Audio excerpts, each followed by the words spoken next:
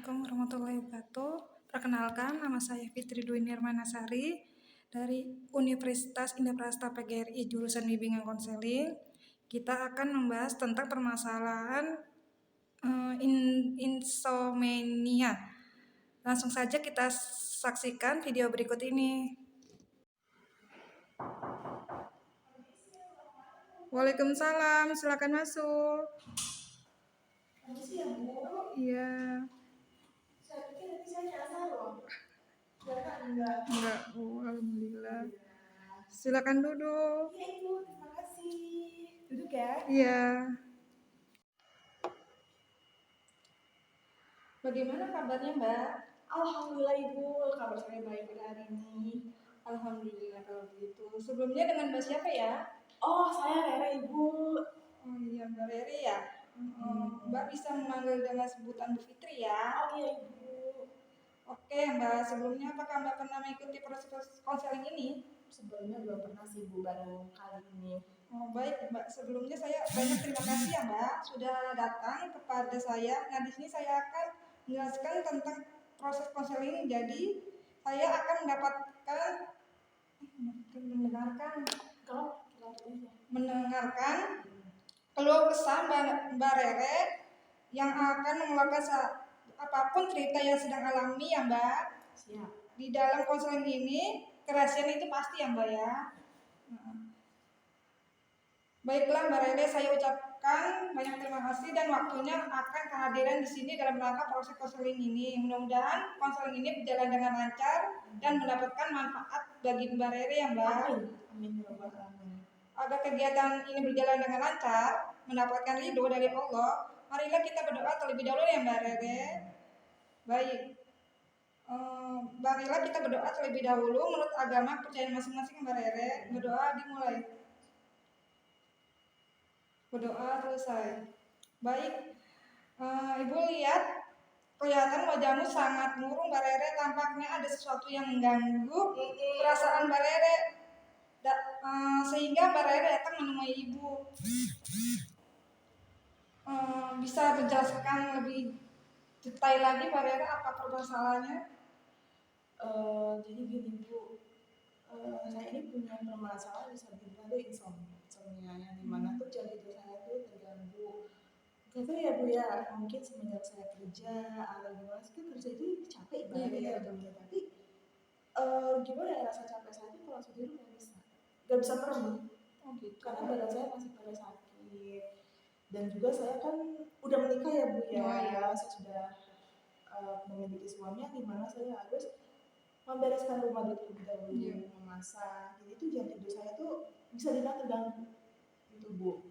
Saya tidur itu paling banget jam 12 malam. Itu paling cepat. Itu karena saya harus nyuci. Saya juga harus masak nasi dan sebagainya biar besok nanti suami saya bisa sarapan. Karena saya juga kerja Bu. Suami kerja, saya juga kerja. Jadi itu jam tidur saya bisa dibilang berantakan. Kadang saya di tempat kerja juga ngantuk Bu. Saya kan kerja di booth ya, di F&B makanan di tempat bos saya itu.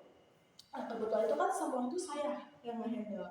Dari pembukuan, dari goreng layani customer sampai penutup closing, semua itu saya Bu. Jadi itu kayak kunci itu semua sama saya. Jadi itu bosnya udah percaya sama saya gitu. Tapi yang jadi permasalahan di sini adalah ketika saya mengantuk ini Bu.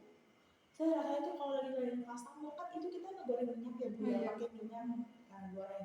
Otomatis kan kalau saya mengen dikit, apakah minyak itu pasti akan tumpah ke saya ataupun si makanan itu pasti akan gosong Bu.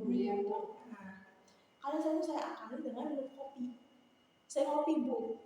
Ketika nggak ada customer, saya bikin kopi, pakai air panas, saya ngopi sedikit-sedikit, tapi itu nggak mengurangi ngantuk saya gitu. Tapi saya ngerasa badan saya itu lebih nggak fit gitu. Dan ditambah juga kondisi kesehatan saya lagi tidak baik-baik aja dalam udah 3 minggu ini gitu.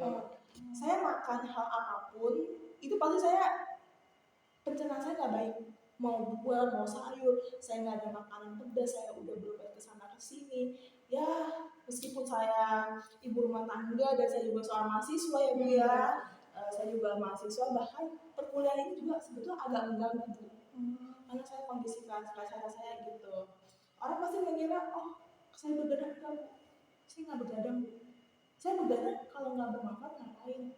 Gitu. Saya nggak mungkin pagi-pagi kedebak gedebuk. Jujur Bu, dari dulu saya biasa pakai ART, ini nggak ada. Jadi kayak Kaget. kaget gitu. Istilahnya biasa enak, biasa instan. Nah, saya nggak bisa ngerjain semua itu secepat ART saya nggak bisa. Saya akuin gitu kelemahan saya di situ. Dan di rumah itu saya juga harus yang namanya juga pagi-pagi itu suami saya mewajibkan rumah beres. Wajib, amat wajib Bu. Yang jadi pertanyaan buat saya Bu, bisa nggak sih Bu jam tidur saya ini bisa kembali normal, tapi tanpa maksudnya saya tidur bisa nyaman, tidak harus tidur di atas jam 12 Bu, baiknya gimana ya Bu? Baik, di sini saya akan menjelaskan ya Mbak Rere ya. Caranya Mbak Rere harus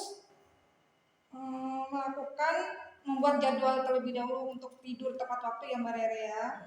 Untuk memperbaiki pola tidur, hal yang mudah yang bisa Mbak Rere lakukan adalah membuat jadwal waktu tidur yang teratur. Usahakan untuk tidur dan bangun waktu yang sama setiap waktunya ya Mbak Rere ya. Yang kedua, menciptakan lingkungan tidur yang nyaman Mbak Rere. Seperti tidur yang nyaman juga termasuk cara mendukung untuk mengatur pola tidur. Hal ini dilakukan dengan meredupkan atau mematikan lampu dan merangkat elektronik misalnya TV dan ponsel ketika akan tidur ya Mbak Rere ya. Yang selanjutnya yang ketiga, menghindari bermain ponsel Mbak Rere. Karena bermain gadget itu sebelum tidur juga bisa membawa dampak buruk terhadap suasana hati Mbak Rere. Memicu perasaan kesal ketika Mbak Rere melihat efek Anda pun menjadi sulit tidur Mbak Rere. Yang selanjutnya, melakukan meditasi sebelum tidur Mbak Rere.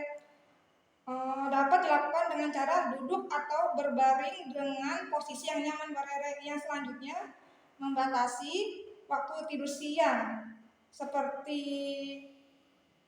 agar waktu tidur malam tidak terganggu, agar tidur siang Mbak Rere tidak kebablasan. Jangan lupa untuk selalu memasang alarm sebelum tidur ya Mbak Rere ya. Selanjutnya, berolahraga secara rutin Mbak Rere supaya memperbaiki pola tidur. Olahraga bisa membantu Mbak Rere tidak lebih nyenyak karena kebiasaan ini meningkatkan produk hormon melatonin Mbak Rere. Melatonin ya Bu. Oh iya. Untuk mendapatkan manfaat olahraga, Mbak Rere harus rutin minimal 30 menit Mbak Rere setiap hari, atau lakukan sebanyak 5 kali dalam seminggu ya Mbak Rere ya. Yang selanjutnya, menghentikan kebiasaan makan menjelang tidur ya Mbak Rere ya. Selain itu, memberikan jeda waktu akan dianjurkan untuk menghindari konsumsi makanan berat, lemak, manis, atau mengandung kafein menjelang waktu tidur ya Mbak Rere ya. Baik, cara memberikan pola tidur di atas harus diterapkan setiap hari agar pola tidur sehat terbentuk kebiasaan untuk menumbuhkan dan menjaga pola tidur yang sehat pun tidak instan Mbak Rere.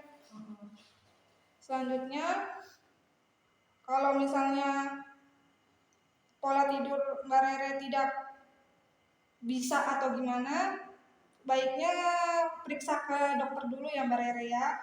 Kenapa dan penyebabnya apa gitu ya Mbak Rere ya. Terus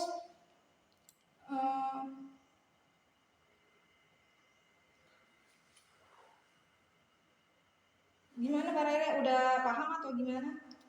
Sebenarnya saya paham Bu, cuma yang jadi pertanyaan saya satu kan tadi menyampaikan mengurangi tidur siang ya. Iya. Saya kerja tuh kebetulan, saya kerja itu dari pagi pulang malam gitu, dibuat gitu. Jadi jangan tidur siang, untuk rebahan aja saya nggak bisa, duduk aja ya sulit lah Bu. Gitu. Karena bisa dibilang itu kehidupan kerja saya rame.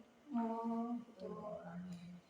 Dan bisa dibilang juga bos saya ya seperti itulah Bu. Kalau misalkan ada kesalahan sedikit, ya saya lebih menghargai, lebih mengantisipasi untuk hal-hal yang tidak diinginkan itu terjadi. Saya benar menghindar gitu. Ya, yang namanya saya pengen merubah pola tidur ya Bu ya. Saya itu udah melakukan yang namanya tuh semaksimal saya bisa mungkin ya Bu. Saya sholat Bu. Sebelum saya tidur saya sholat, tidur ke duduk. Tapi ketika mata itu mau matang, badan saya tuh kayak nggak mau istirahat. Paham kan maksud saya kayak saya udah mengusahakan tidur. Saya udah mencoba terapi yang namanya itu terapi tarik nafas. Saya juga udah mencoba konsultasi juga ke beberapa konsultan dokter gitu, dan saya emang jujur Bu, yang bikin mengganggu itu adalah kondisi kesehatan saya ini, yang karena kondisi yang dimana perut saya pencernaannya kurang baik sampai sekarang udah 3 minggu, bahkan saya melakukan aktivitas pun terganggu. Jadi saya mau tidur itu badan kayak nggak mau diajak istirahat Bu, karena maksud saya.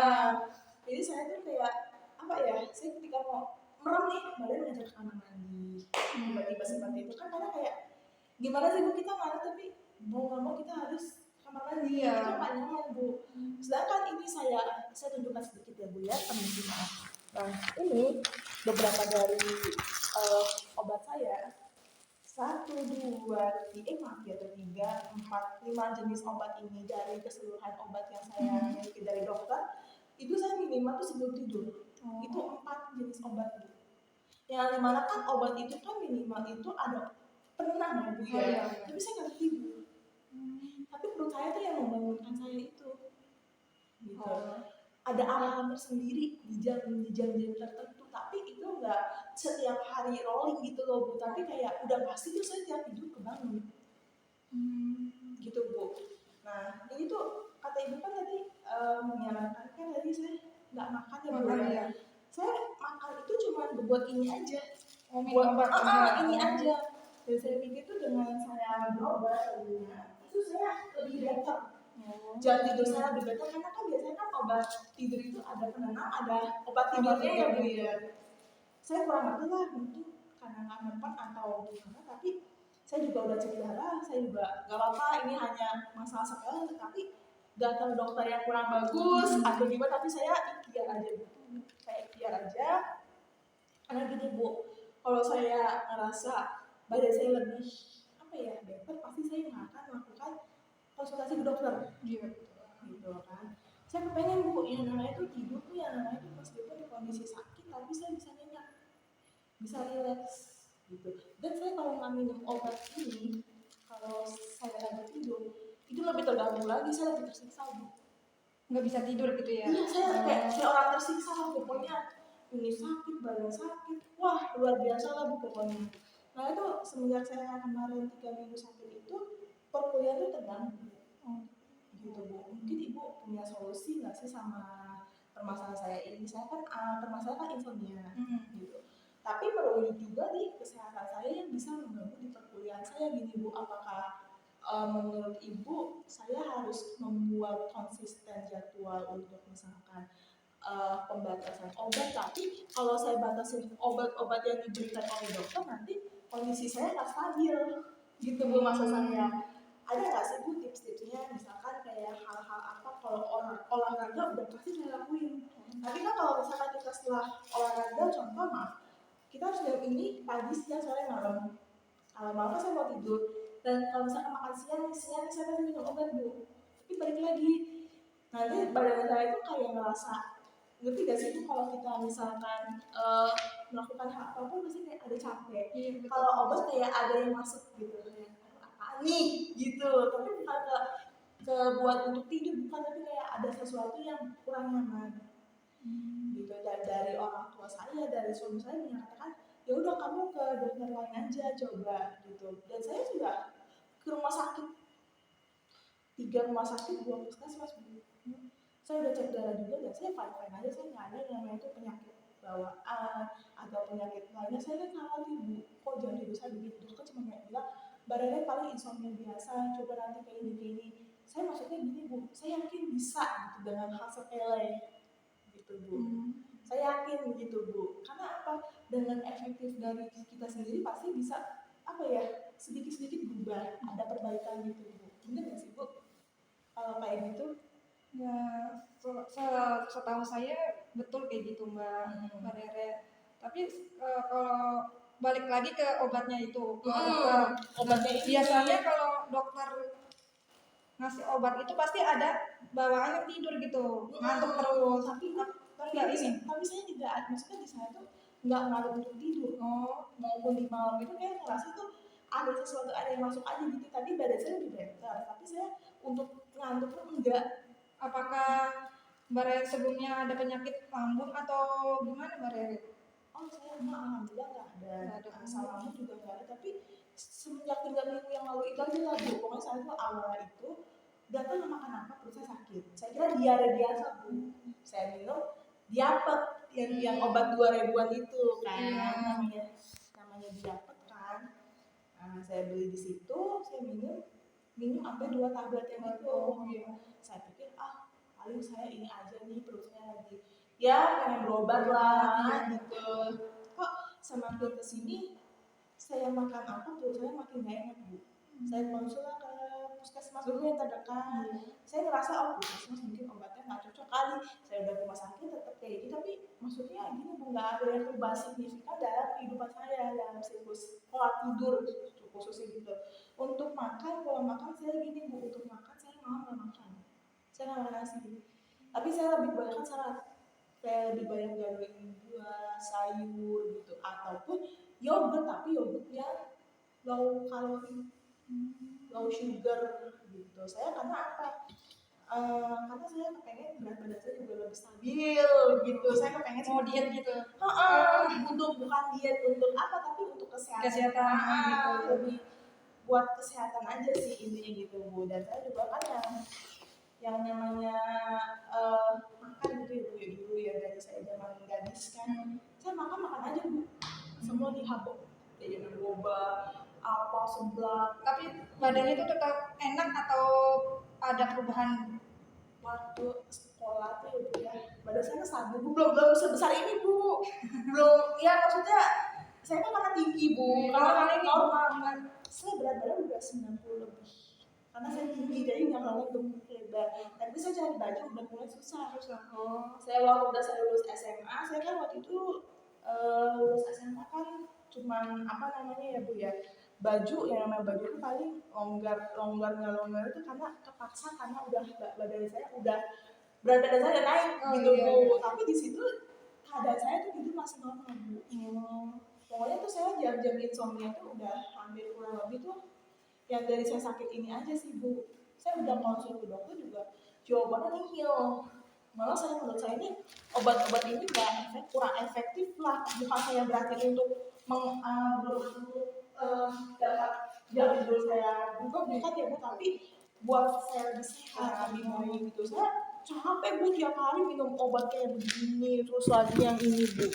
Nih banyak tuh jenisnya, belum yang ini tuh, gimana ya obatnya nggak kebawa. Banyak lah Bu, jadi kan otomatis saya kencing terus buang air kecil. Apakah udah, maaf ya terpotong ya sedikit, apakah Mbak Rere pernah minum herbal gitu nggak? Enggak. Bu maaf, karena saya pasti nggak, kalau obat itu pasti rekomendasi dokter. Kalau misalnya kayak di online itu saya nggak berani, biarpun ada udah Bepom, biarpun udah di testimoninya kayak selebgram, saya nggak berani Bu, karena kan cocok-cocokan Bu, resikonya gede banget gitu. Maaf kepotong lagi, kan ada banyak kayak pengobatan Cina atau gimana gitu, Cina gitu. Kalau herbal kan yang kayak pepohonan gitu. Kalau ini kan obat Cina, apakah udah pernah ke situ atau gimana? Belum, nggak pernah gitu. Karena gini Mbak, maaf Iya nggak apa-apa, maaf Mbak Rere, nggak apa-apa. Saya dari perspektif. Jadi gini Bu, saya juga bermaksud untuk membedakan ras, suku, budaya bukannya, tapi balik lagi dengan agama saya Muslim. Mungkin kalau Muslim itu kan pasti dicari halal ya Bu. Iya betul. Kalau cari nasi itu kan kebanyakan kan yang kita tahu kan non Muslim, kayak Buddha, Konghucu, takutnya ada bahan-bahannya non halal. Tapi maaf ya Mbak Rere, kebanyakan kalau pengobatan Cina itu halal Mbak Rere. Kebanyakan semua penyakit itu hilang gitu kalau pakai pengobatan Cina gitu Mbak Rere. Oh dia nggak ada campuran? Nggak ada Mbak Rere. Biasanya begitu ya. Sempat sih Mbak saya Terus apa Bu, saya sempat direkomendasi juga Bu sebelumnya sama teman saya. Coba deh, Rera cobain deh bacanya, tapi saya ragu. Karena kan saya lihat di restoran Chinese kan ada non halal, jadi saya punya asumsi tuh kalau obat juga itu kayak gitu, ada campuran pork atau arang. Ya kan beberapa obat itu kan emang haram tapi bisa menyembuhkan, tapi kalau misalkan kita nggak bisa menemukan obatnya silahkan, kalau bisa seperti itu. Mohon maaf ini kita bukan ngomongin soal apa, tapi kan ini balik lagi ke kepercayaan ya Bu ya. Ini kan buat namanya buat kesehatan, buat kehidupan juga ya Bu ya, buat kebaikan gitu. Nah, saya lebih baik menghindar. Saya lebih baik menghindar, saya lebih mending cari dokter. Bahkan obat kayak gitu saya tanya, dok ini sertifikasinya halal kan? Pasti saya tanya dulu. Karena apa? Gini Bu, kalau misalkan ini nggak halal apa gimana bilang halal kan itu nggak boleh. Kan banyak Bu restoran-restoran kayak gitu bilang halal tapi ada alatnya. Maksudnya seperti itu Bu. Saya nggak mau namanya itu ketika saya mengkonsumsi obat ada yang hal-hal. Jadi maksudnya tuh hal-hal yang tidak diinginkan itu Bu, saya bukannya gimana-gimana juga, saya lebih ke waspada aja sih Bu gitu kan. Tapi saya sih sebetulnya ya Bu ya, saya harap sih dalam saya melakukan konseling ke Ibu, saya bukan bermaksud untuk ini obat, tapi ini saya hanya menceritakan apa adanya kondisi saya Bu, seperti ini, nggak ada yang saya bohong, nggak ada yang saya kurang-kurangin gitu Bu maksudnya. Nah jadi untuk pola tidur itu saya tuh kepengen banget bisa tidur nyenyak, saya kepengen ya masih nggak instan ya dunia pastinya ya bisa balik lagi, tapi ya gimana Bu kalau saya yang tadi Ibu bilang gitu kan, kalau misalkan saya nggak makan badan saya kayak tersiksa apalagi di dalam perut, kayak apa ya, ini kan wajib diserahkan Bu semuanya obat gitu ya. Saya terus sedangkan saya bukan dia tapi kayak makan tuh 1 suap aja buat ini obat, 1-2 suap aja yang penting ini masuk gitu. Jadi saya lebih kepengen gini ya Bu ya, kalau misalkan saya pola tidur saya belum bisa terpenuhi untuk sekarang, tapi ya ternyata saya bisa benar bisa lebih rileks kalau untuk bangun tidur. Saya pengen itu dulu satu, saya tempat kerja nggak ngantuk, karena saya kalau nggak ngopi parah banget tuh ngantuknya Bu. Kalau itu kan kopi kan kafein ya Bu ya, kalau kebanyakan juga nggak baik gitu. Tapi balik lagi gitu, saya minum juga yang gelas kecil banget, nggak yang over enggak gitu Bu. Jadi saya lebih ke pengen tindakan saya nanti itu kepengen ke depannya Bu ya, udah yang arahan yang sudah diberikan mungkin saya mungkin mencoba untuk lebih rileks saja sih. Maksudnya lebih rileks, mungkin saya butuh healing seperti itu Bu. Iya betul. Untuk merelaksasi yang pernah ada dalam kehidupan permasalahan ini lah ya Bu ya. Saya kepengen mungkin yang pola tidur saya itu bisa lebih teratur lah. Kalau belum bisa ya udah, saya pengen bertahap aja lah Bu gitu aja sih Bu kalau dari saya gitu. Selanjutnya,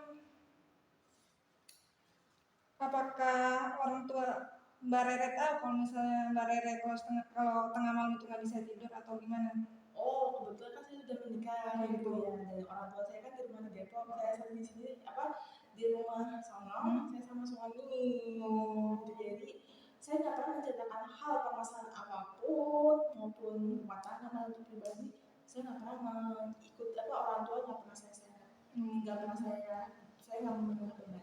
Gitu. Sejak kapan kalau Mbak Rere punya penyakit kayak kurang tidur gitu atau? Sejak saya sakit aja Bu, 3 minggu yang lalu. Bener-bener pola tidur tuh. Kalau boleh tahu penyakit apa ya Mbak Rere? Apa sih kalau kata dokter itu kayak ada bakteri di perut saya Bu. Di bakteri perut saya ini apa sih istilahnya tuh yang bikin proses pencernaan makan tuh nggak sempurna. Bukan penyakit lambung gitu ya Bu? Bukan. Apa sih di pencernaan kemarin tuh dibilang apa ya, bakteri itu namanya apa, saya lupa penyakit medisnya bahasa Inggris nih Bu, soalnya saya lidah-lidahnya nggak bisa menyebutkan hal bahasa Inggris. Maklum ya Bu ya, orang desa. Sama saya juga Bu. Saya orang desa Bu, jadi ya intinya tuh dokter menyarankan saya dikasih ini aja kondisi itu, tapi bertahap sih better gitu, berkurang. Saya udah cek darah juga sih Bu. Normal Mbak Rere. alhamdulillah normal. Saya nggak ada yang namanya penyakit ya Yang serius gitu, bukan, nggak ada. Bakteri itu sebetulnya bisa dihilangin pertama gitu. Tapi ini kan saya juga kontrol juga ya Bu sama dokter. Aku juga menyampaikan juga sering-sering cek. Itu aja sih Bu paling kalau misalkan dari dokter. Yang terpenting sih saya pengen pola tidur saya better aja udah itu aja Bu. Gitu. Oh ya baik. Selanjutnya ya.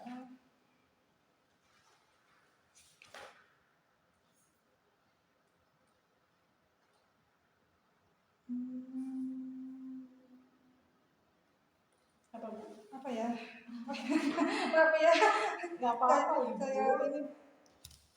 Oh iya, bagaimana perasaan Mbak Rere saat ini? Kalau misalnya kurang tidur atau gimana ya? Perasaan saya cemas lebih. Cemas. Oh. Saya lebih ke cemasnya itu dalam artian saya cemas kalau saya nggak bisa tidur, cemas Kesehatan gitu. Dampaknya nanti ke diri saya gimana, itu aja sih. Oh, gitu. Selebihnya sih saya ya udah nggak ada yang saya khawatirin, saya orangnya jalan aja apa adanya gitu Bu. Oh gitu. Terus selanjutnya bagaimana posisi Mbak Rere dalam mengatur pola tidur supaya tidurnya itu teratur sebelumnya? Sebelumnya saya tidur tuh teratur Bu, jam 9 itu saya udah tidur. Oh semenjak penyakit ini? Penyakit ini. Pokoknya sih semenjak si perut saya sakit, saya ke dokter itu sampai ke puskesmas sampai ke rumah sakit gitu ya. Jadi itu yang bikin saya terganggu, kayak tersiksa perut saya Bu. Apalagi kalau bangun itu lagi pules tiba-tiba perut saya awalnya pengen apa dia ganggu banget gitu. Apalagi ditambah lagi ada suami saya. Wah itu Bu, pokoknya itulah trouble kehidupan saya. Yang saya alami sih kurang lebih seperti itu. Selebihnya sih ya cukup laku. Baik.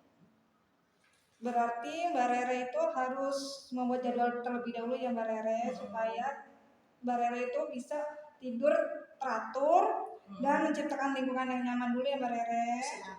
Terus selanjutnya menghindari bermain ponsel tengah malam Mbak Rere.